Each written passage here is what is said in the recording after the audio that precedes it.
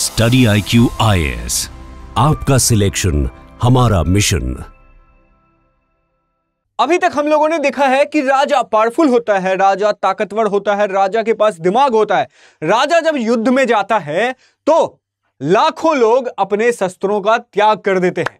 लेकिन आज की कहानी में हम देखेंगे कि कैसे एक राजा ताकतवर, शक्तिशाली, बुद्धिमान होने के साथ साथ उसको संगीत में भी इंटरेस्ट होता है, उसको पोएट्री में भी इंटरेस्ट होता है। वो अपने आसपास सिर्फ ऐसे लोगों को नहीं बिठाता है जो लोग उनको सिर्फ युद्ध लड़ने की जो है वो इजाजत, युद्ध लड़ने की जो ज्ञान है वो दे सके। वो अपने अगल बगल के ऐसे लोगों को भी बिठाता है जो कि साइंस में अच्छा हो, जो कि लॉजिक में अच्छा हो, जो कि गणित में अच्छा हो, जो कि एस्ट्रोनॉमी में अच्छा हो, जो कि पोएट्री करना जानता हो, जो कि संगीत करना जानता हो। और इसी वजह से आज के जिस चैप्टर की बात हम कर रहे हैं उस चैप्टर को हम स्वर्ण युग का पीरियड कहते हैं। तो hello and welcome, this is study IQ आरंभ, एक ऐसा इनिशिएटिव जो कि उन स्टूडेंट के लिए है जो कि यूपीएससी प्रिपरेशन को शुरू करना चाहते हैं। और आज की कहानी हम chapter 9 new empire, new empires and new kingdoms के बारे में हम पढ़ेंगे, जिसमें पिछले किंगडम में हमने मॉडर्न एम्पायर की खूब गाथाएं गाई थी। उसके बाद हमने अलग अलग राजाओं के बारे में पढ़ा। पर आज के इस चैप्टर में हम देखेंगे कि जो भारत, जो कि स्वर्ण युग, मतलब इस पीरियड को, गुप्ता पीरियड को स्वर्ण युग कहा जाता था, तो वो ऐसा क्या कहानी था, वो ऐसा क्या कारण था। बाकी ये वाला जो QR कोड है, इसके जरिए आप टेलीग्राम से मेरे साथ जुड़ सकते हैं, जिसमें आपके लिए बहुत सारे नोट्स और फ्री में कंटेंट अवेलेबल हो जाएंगे और आपको वीडियो के नोटिफिकेशंस मिल जाएंगे। अब देखिए, ये वाला जो सिनेरियो है ये है पोस्ट मॉडर्न पीरियड। अब इस पोस्ट मॉडर्न पीरियड में क्या होता है, तो पोस्ट मॉडर्न पीरियड के बारे में, उसके बाद कौन कौन से राजा का आगमन होता है, कौन कौन से राजा होते हैं, इसके बारे में हमें कैसे पता चलता है। तो हमें पता चलता है भैया, हमें पता चलता है प्रशस्ति की मदद से। ये प्रशस्ति क्या होता है, तो सिंपल सा लॉजिक है। प्रशस्ति मतलब प्रशंसा। प्रशंसा मतलब कि भैया हमारे जो राजा थे वो, उनकी तारीफ यहाँ पे हो रही है, उनके बारे में यहाँ पे बोला जा रहा है कि हमारे राजा जी मतलब जब चलते थे तो उनके साथ इतनी सेना चलती थी, जब वो किसी को मारते थे सीधा एक मुक्का मारे तो उसका ये जो फेफड़ा, ये जो लिवर है वो हाथ में आ जाता था। मतलब इस तरीके से तारीफ वहां पे वो लोग करते थे। तो ये जो तारीफ थी ये कहां करते थे, प्रशस्ति तो कहीं भी हो सकती है, तो वो इंस्क्रिप्शन में होती है। जिसमें पहले इंस्क्रिप्शन की बात करें तो वो इलाहाबाद इंस्क्रिप्शन है। जो इलाहाबाद इंस्क्रिप्शन के ऊपर में सबसे पहले अशोक के बारे में मेंशन है और उसके बाद समुद्रगुप्त के बारे में मेंशन है। तो ये चीज है। अब इस पूरे चैप्टर में हम समुद्रगुप्त के बारे में पढ़ेंगे, चंद्रगुप्त 2 के बारे में पढ़ेंगे, हर्षवर्धन, पुलकेशिन 2 के बारे में हम यहाँ पे देखेंगे। ठीक है। अब यहां पे देखिए प्रशस्ति के बारे में, इन प्रेज, ये लॉन्ग पोएटिक होता है भैया इंस्क्रिप्शन, जो कि किंग को ग्लोरीफाई किया जाता है। एग्जांपल के लिए समुद्रगुप्त का प्रशस्ति उनके कोर्ट में जो कि हरिसेन के द्वारा लिखा गया। अब यहां यही से याद करना है आपको कि समुद्रगुप्त का जो मतलब तारीफ है वो किसने किया था, हरिसेन ने किया था। कहां, अशोकन पिलर, जिसको इलाहाबाद में पाया जाता है, इसीलिए इसको इलाहाबाद इंस्क्रिप्शन भी बोला जाता है। अब इस प्रशस्ति में क्या लिखा गया, भैया हमारे राजा बहुत बड़े वॉरियर थे, और सही बात है भी, उनको गॉड से कंपेयर किया जाता था। मतलब समुद्रगुप्त इज अ लेजेंड, मतलब ऐसा राजा जिसको सोचो यार कि कोई एक इंसान, अगर मैं आपको बोलूं ना कि पढ़ाई कर लो, ठीक है, अगर मैं उसके साथ साथ बोल दूं कि भैया जॉब कर लो, ठीक है, अगर मैं उसके साथ साथ बोल दूं कि भाई एक काम करो, जो डिग्री कोर्स है वो भी कर लो, फिर पागल हो जाओगे। लेकिन ये बंदा पूरे शहर को, मतलब पूरे राज्य को संभाल रहा है, अपनी सेना को संभाल रहा है, अपने मंत्रिमंडल को संभाल रहा है, अपने परिवार को संभाल रहा है, और उसके साथ साथ वो संगीत भी सीख रहा है, उसके साथ साथ उसको पोएट्री में भी इंटरेस्ट है।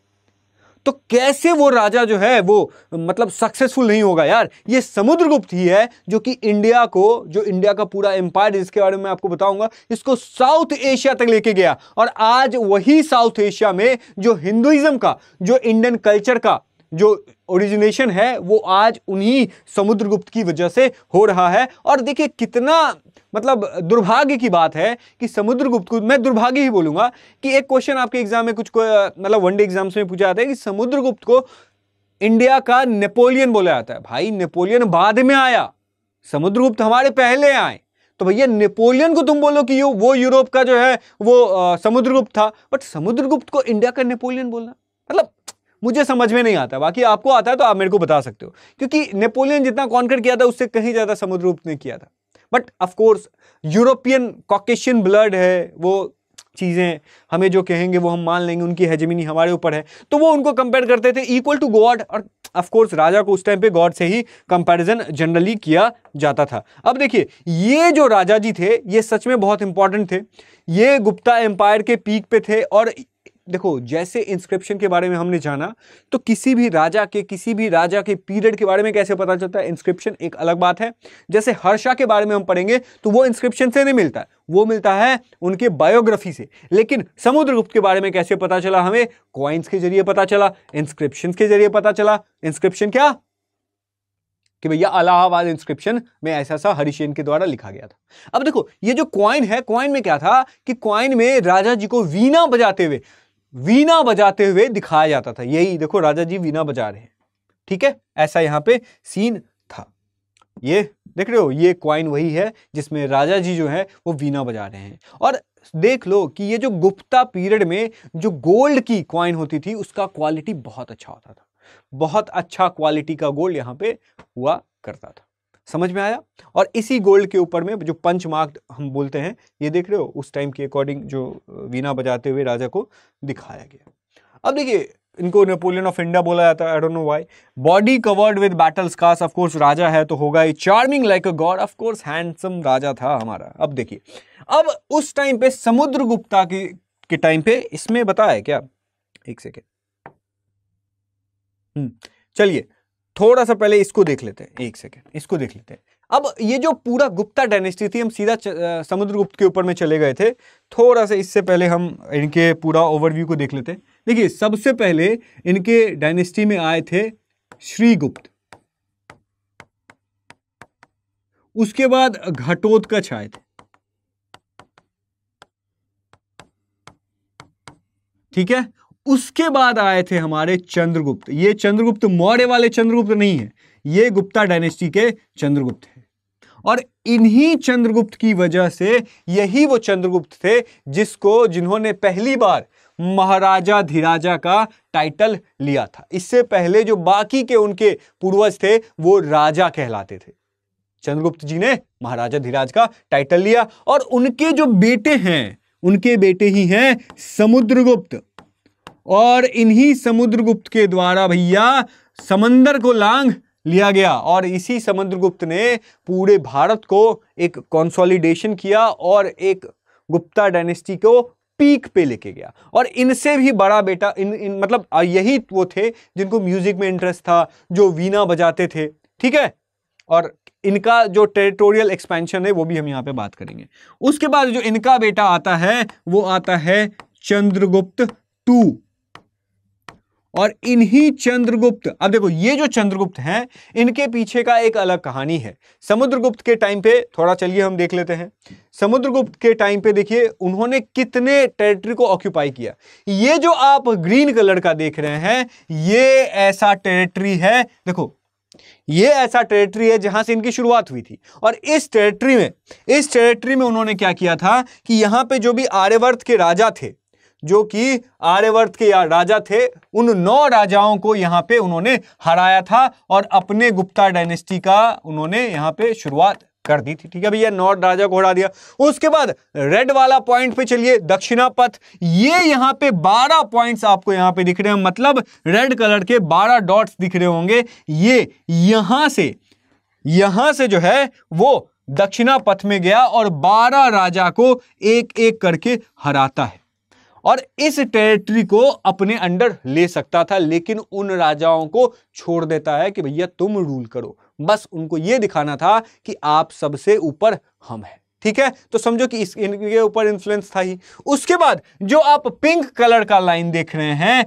ये पिंक कलर के जो लाइन के जो राजा और राजशाही व्यवस्था थी, इसके लोग जो थे वो ट्रिब्यूट पे करते थे, इनके ऑर्डर्स को मानते थे, इनके कोर्ट में हाजिरी लगाते थे कि भैया आपका जय हो, आसाम के किंग प्रेजेंट सर, उसके बाद ये थानेश्वर के किंग प्रेजेंट सर, मथुरा के प्रेजेंट सर, ऐसे वो ये करते थे। उसके बाद ये जो पिंक मतलब ब्लू कलर का लाइन है, वो ऐसे लाइन है, ये जो ब्लू कलर का लाइन है, ये ब्लू कलर के लाइन यहां भी और इवन यहां भी, ये ऐसे लाइन मतलब ये ऐसे एरियाज हैं जो फिर से अगेन गुप्ता डायनेस्टी से डरते थे।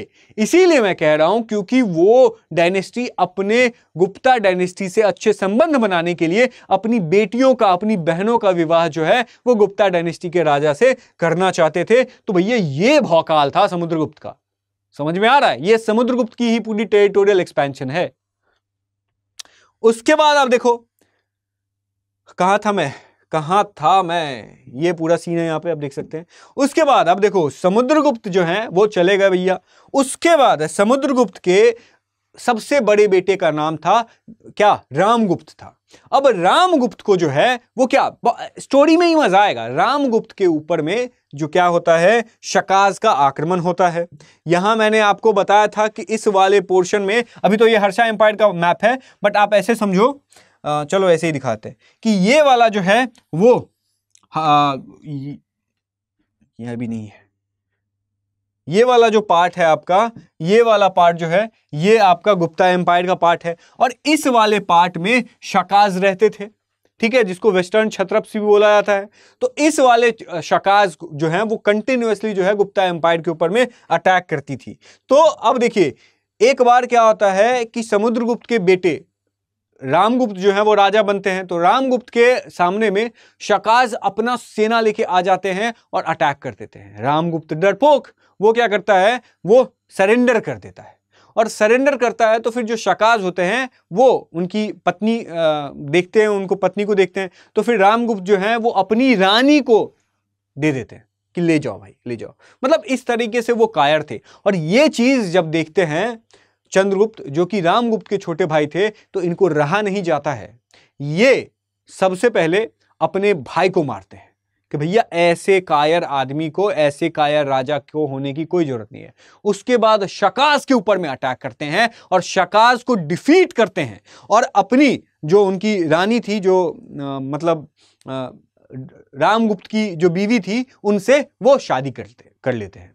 ठीक है, तो ये पूरा चंद्रगुप्त 2 का ये स्टोरी यहां पे रहता है। और ये जो चंद्रगुप्त 2 का स्टोरी है वो देवी चंद्रगुप्तम में लिखा गया है। समझ में आया?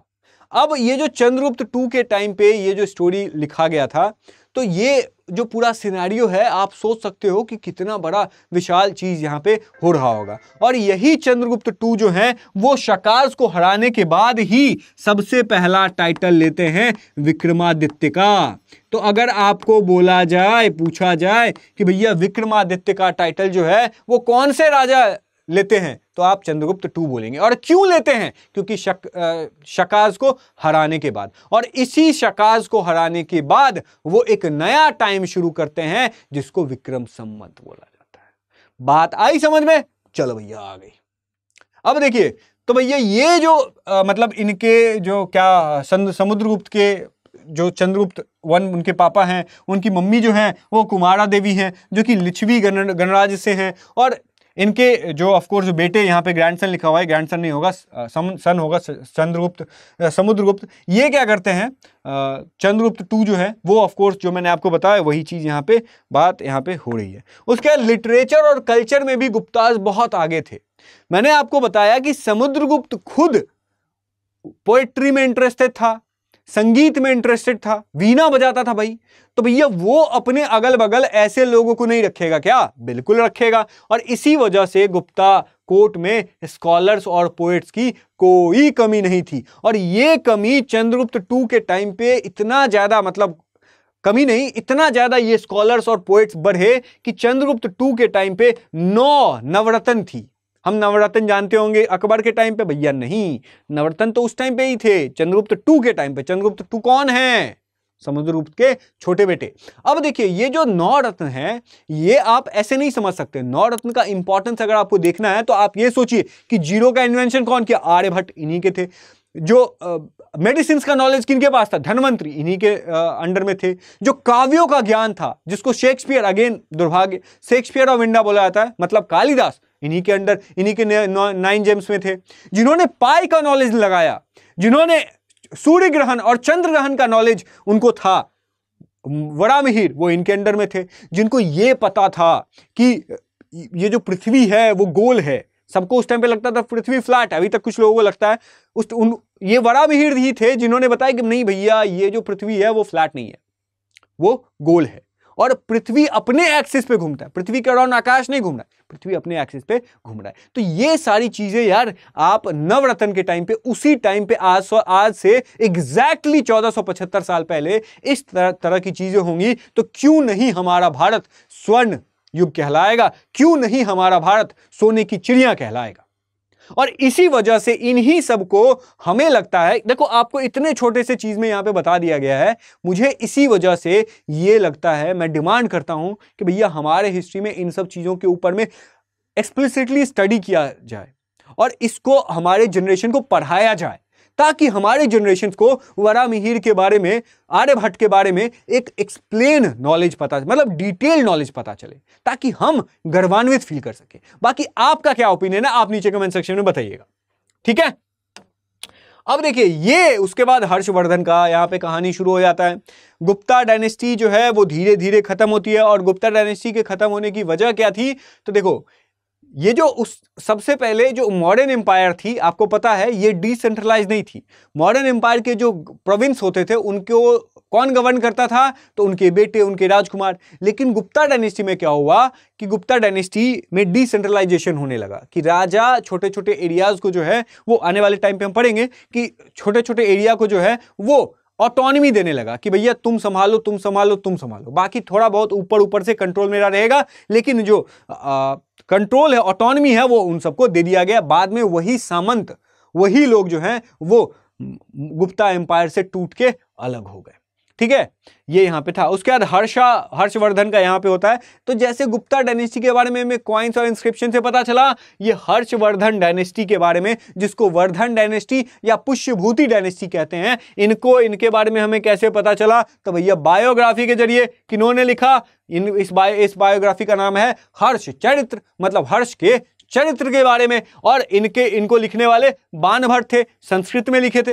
अब देखो यहीं पे चीजें समझ में आती हैं कि उस टाइम पे जब हर्षवर्धन की बायोग्राफी लिखी जा रही थी, तो हर्षवर्धन कहाँ के थे? वो थानेश्वर के थे, और इस छोटे से थानेश्वर से वो पूरा हर्षा एम्पायर बना लेते हैं। इसकी स्टोरी बहुत ही अमेजिंग है। कैसी अमेजिंग है? तो भैया इनके पिताजी के 2 बच्चे, 3 बच्चे, एक इनके सबसे बड़े भाई, क्या नाम था उनका? राज्यवर्धन। इनका नाम हर्षवर्धन, उनके बड़े भाई का नाम राज्यवर्धन। इनकी एक बेटी, मतलब हर्षवर्धन की बहन, ठीक है, उसका नाम मैं भूल रहा हूं, क्या नाम था, आई गेस राज्यनंदिनी, कुछ ऐसा करके नाम था, मैं भूल रहा हूं थोड़ा।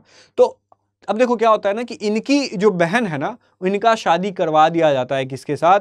इनका शादी करा दिया जाता है कन्नौज के राजा के साथ।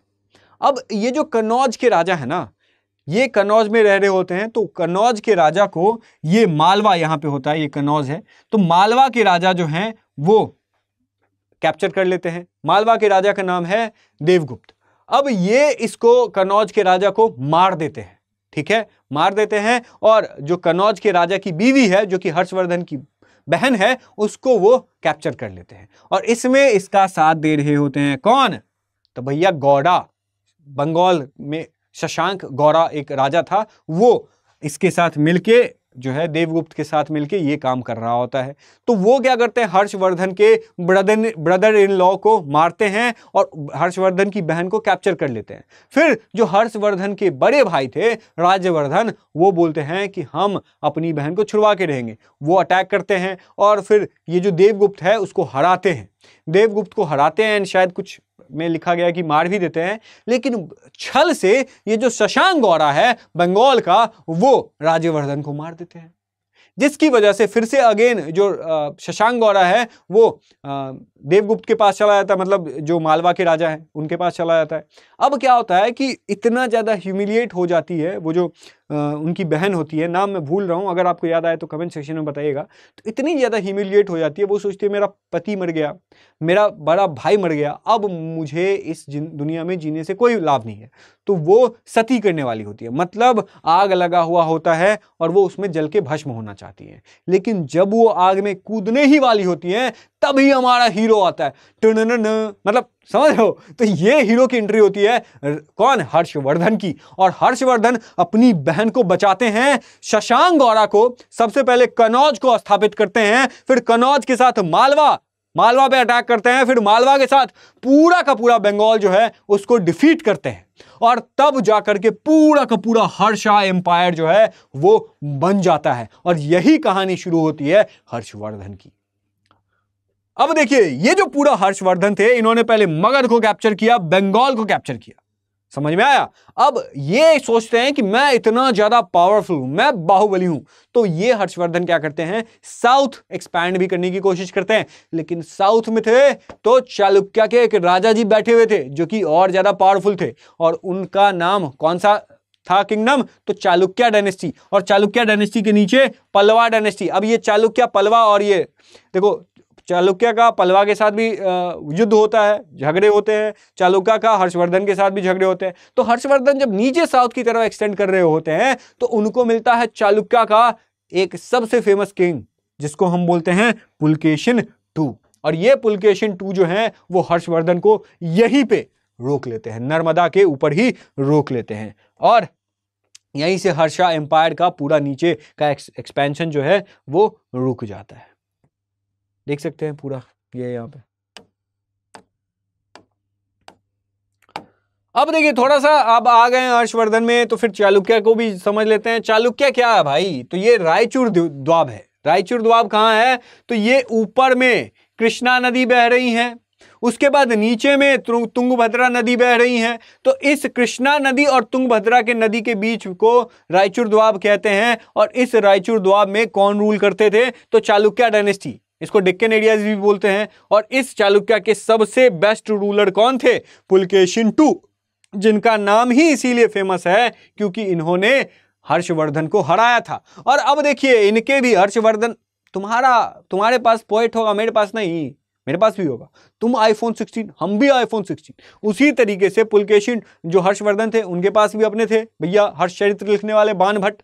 अब तो फिर पुलकेशिन II बोलेगा अरे हमारे पास भी एक होना चाहिए बायोग्राफर, तो इनका भी प्रशस्ति किया जाता है, प्रशंसा किया जाता है किनके द्वारा, रवि कीर्ति जी के द्वारा। और रवि कीर्ति जी अपने व्यंग मतलब अंदाज में लिखते हैं कि हर्षा को पुलकेशिन II के द्वारा हराने के बाद हर्षा वॉज नॉट सो हर्ष, मतलब हर्ष मतलब होता है खुशी, तो हर्ष को हराने के बाद उनको खुशी नहीं मिली, मतलब इस तरीके से ये लिखते हैं।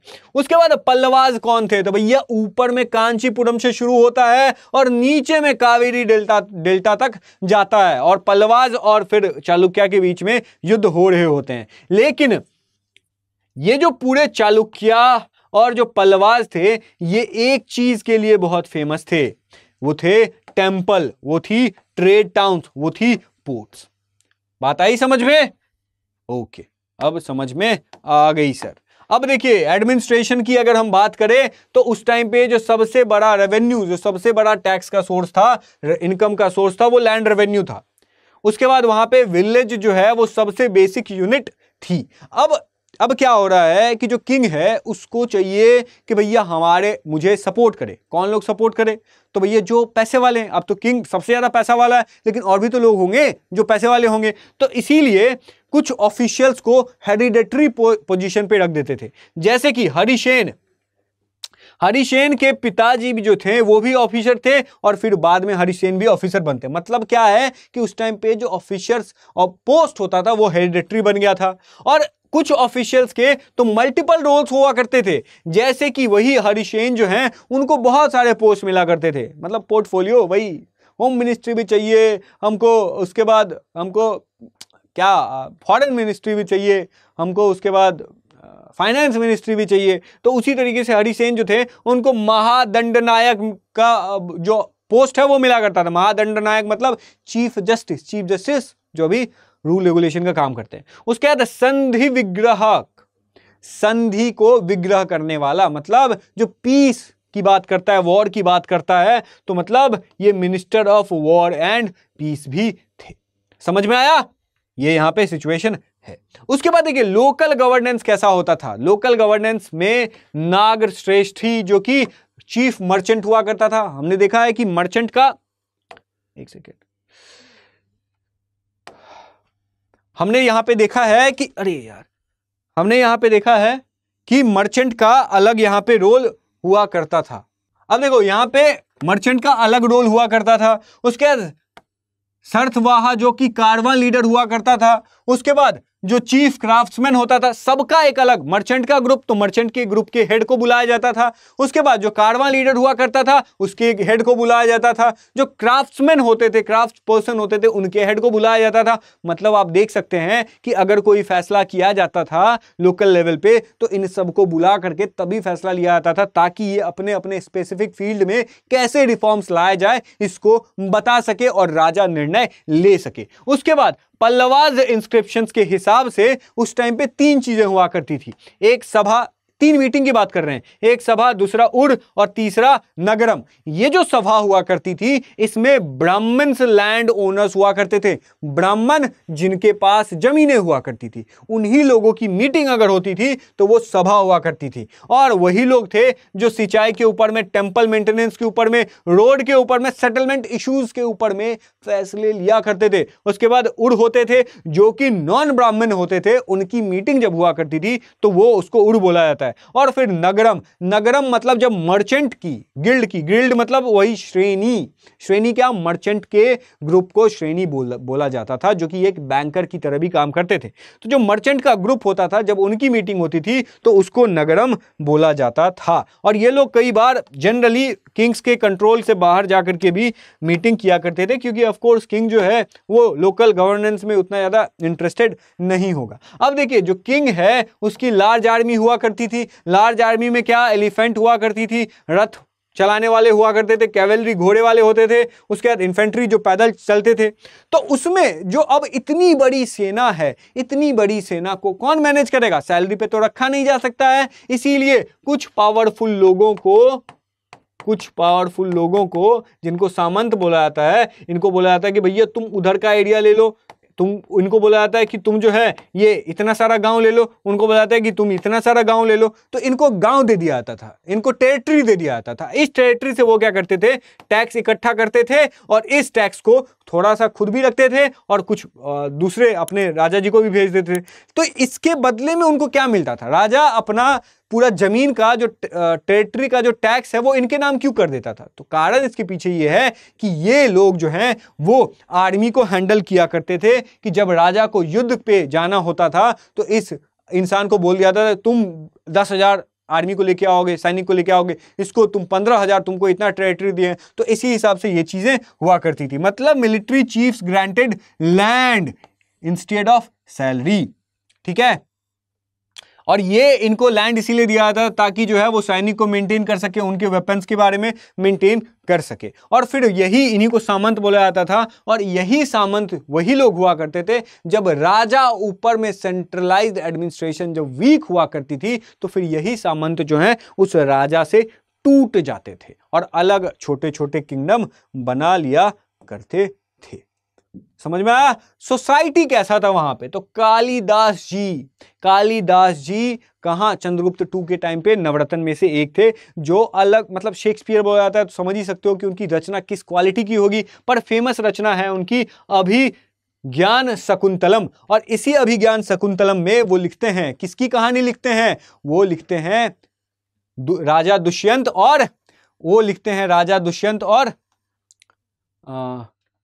दुष्यंत और यार मैं भूल रहा हूं भाई, बहुत सारी चीजें भूल जाता हूं। दुष्यंत, हाँ याद आ गया, आ रहा है, कुछ याद आ रहा है। दुष्यंत और किसके बारे में, खैर चलो छोड़ो। तो ये दुष्यंत के बारे में और एक बहुत सी सुंदर सी स्त्री हुआ करती थी, उनके बारे में लिखते थे, उनके प्रेम कहानी के बारे में लिखा करते थे। और वो लिखते थे कि इसी दुष्यंत के जो शकुंतला, सॉरी यहां तो था यार, यहां तो था अभिज्ञान शकुंतलम। तो दुष्यंत और शकुंतला के लव स्टोरी के बारे में लिखते हैं, जो लव स्टोरी बहुत ज्यादा फेमस है। और उसी लव स्टोरी में जो दिखाया जाता है कि कैसे शकुंतला को दुष्यंत छोड़ देते हैं, ठीक है, कहानी है, आप पढ़ सकते हो। और उसी शकुंतला जो है वो दुष्यंत के बच्चे को पालती हैं। और जब दुष्यंत जो है एक बार ऐसे ही भ्रमण करने के लिए निकलता है तो देखता है कि एक छोटा सा बच्चा है जो कि बाघ को ऐसे करके उसके मुंह को फाड़ के उसकी जो है वो दांतें गिन रहा है। और तब उसको पता चलता है कि ये बाघ के दांत को गिनने वाला और कोई नहीं, ये मेरा बेटा भरत है। और उसी भरत के ऊपर में पूरे भारत का नाम रखा गया है। ये यहां पे पॉइंट है। उसके बाद देखिए ये कहानियां लिखते थे, जिस कहानियां में फिशरमैन की बात होती थी कि कैसे फिशरमैन को रिंग मिला, वो इसी दुष्यंत और शकुंतला के एक पार्ट है। लेकिन इनके प्ले में एक जो सबसे इंटरेस्टिंग चीज हुआ करती थी वो क्या हुआ करती थी, वो होती थी क्या कि भैया ये जो है इसमें दिखाते थे कि जो राजा होते थे, जो राजशाही मतलब ब्राह्मण होते थे, वो संस्कृत में बात करते थे। मतलब राजा ब्राह्मण जो है वो संस्कृत में बात करेंगे, मतलब संस्कृत एलीट क्लास के लोगों की वाणी है, भाषा है। और जो कॉमन पीपल होते थे, जो महिलाएं होती थी, वो किस भाषा में बात करती थी, प्रकृत, मतलब एलीट लोगों की अलग भाषा और कॉमन लोगों की अलग भाषा। उसके बाद कालिदास के प्लेस से हमें पता चला कि इनको सोशल रोल्स, इन्होंने अपने प्लेस के अकॉर्डिंग सोशल रोल्स के बारे में दिखाया, रूरल सीन्स के बारे में दिखाया। और एक जुआनजंग हैं जो कि चाइना से आए थे, तो उन्होंने अपने लेखन में दिखाया था, रचना में दिखाया था, और उन्होंने इंडिया में अनटचेबिलिटी को दिखाया था कि कैसे एक इंसान जो कि अछूत, सो कॉल्ड अछूत माना जाता था उस टाइम पे, वो जब नगर में निकलता था, वो जब रास्ते पे जाता था, आप इसको पिक्चर मतलब गूगल पे देख लेना कितनी दयनीय स्थिति थी। वो हाथ में लकड़ी लेके जाता था और रोड पे ऐसे ऐसे ठक ठक करके जाता था ताकि लोगों को पता चल सके कि एक शूद्र आ रहा है और लोग उनके परछाई से भी दूर रह सके। ये उस टाइम पे ये स्टोरी हुआ करती थी। उसके बाद बाणभट्ट जो है वो किंग की आर्मी को दिखाते हैं कि भैया, बाणभट्ट कौन, हर्षचरित्र लिखने वाले। तो हर्ष के बारे में दिखाते हैं कि हर्ष जब जाते, मतलब जब राजा जी आते थे ना तो पूरा माहौल सेट करके जाते थे। कभी कभार तो राजा जाता था यार पूरा आर्मी के साथ, और आर्मी जहां जहां जिस जिस गांव से गुजरती थी उस गांव के लोग जो हैं वो खाना पीना की व्यवस्था करते थे कि महाराज आए हैं, चलो खाने की व्यवस्था, पॉट की व्यवस्था, स्पाइसेस की व्यवस्था, टेंट वेंट सब कुछ लेके राजा जी जाते थे। और जब जाते थे तो गांव के लोग उनको दही, गुड़, फॉडर, जानवरों के खाने के लिए फॉडर, और कुछ अपनी शिकायतें भी बताते थे कि देखिए आपका जो ऑफिशियल है वो सही काम कर नहीं रहा है। तो फिर ये सारी चीजों को लेकर के शिकायत भी अपना कहते थे, ताकि जो राजा है वो कनेक्शन स्टैब्लिश कर सके, किसके साथ, अपने लोगों के साथ। और जब राजा मान लो हाथी के ऊपर चढ़ के आ रहा है, मतलब यह है कि पूरा टेंट को रौंद दिया है, पूरी झोपड़ी को रौंद दिया है, पूरा गांव धूल में जकड़ गया है। सोचो इतना बड़ा हाथी है, उसको देख देख के उसके डर से कई गाय बछड़े जो हैं वो भाग जाते थे। तो इस तरीके से ये जो बाणभट्ट हैं उन्होंने अपने प्लेस में दिखाया है कि राजा के आने से क्या क्या इंपैक्ट पड़ता था, ठीक है। और इसके बाद समरी, ऑफ कोर्स ये प्रशस्ति, कॉइन्स, ये सारी चीजें क्या है, ये मैं इसीलिए देता हूं ताकि आप जब पूरा ये पीपीटी को रिवाइज कर लें तो फिर आपको लास्ट में याद करने के लिए, रिवाइज करने के लिए ये आपको मिल जाए और आप इसे रिवाइज कर लें। अब देखिए ये सारी पीपीटी जनरली मेरे से बच्चे कमेंट सेक्शन में पूछते हैं कि कहां मिलेगी, ठीक है। तो भाई ये जो पीपीटी है ये आपको टेलीग्राम चैनल पे मिल जाएगी, जिसको आप ये क्यूआर कोड को स्कैन करके आप ज्वाइन कर सकते हैं, आस्क प्रशांत 03, जिसपे मैं जो अलग अलग वीडियोस, करंट अफेयर्स की वीडियोस, स्टडी आईक्यू के अलग चैनल्स पे बनाता हूं, उस सब की नोटिफिकेशंस भी यहाँ पे रहती हैं। आपको जितने भी लेक्चर मैं देता हूं सारी पीपीटी आपको मिलेगी यहाँ पे। आप मेरे से 1-to-1 जुड़ सकते हैं, आप मेरे से फ्री रिसोर्सेज ले सकते हैं, आप मेरे से जो भी चीजें मैं आपकी हेल्प कर सकता हूं आपके यूपीएससी जर्नी में, वो मैं आपको टेलीग्राम के थ्रू हेल्प करूंगा। तो ये था आज का सेशन। आई होप कि ये सेशन आपको अच्छा लगा होगा। अगर ये आपको सेशन अच्छा लगा तो भैया अपने दोस्तों के साथ शेयर करो, इस वीडियो को लाइक करो और नीचे अपना ओपिनियन जरूर दीजिए। और इस टेलीग्राम चैनल से जुड़ना चाहते हैं तो आप इसको स्कैन कर सकते हैं। फिर मिलते हैं नेक्स्ट सेशन में किसी नेक्स्ट चैप्टर को डिस्कस करते हुए। तब तक के लिए थैंक यू सो मच और keep learning. Study IQ IAS, आपका सिलेक्शन हमारा मिशन।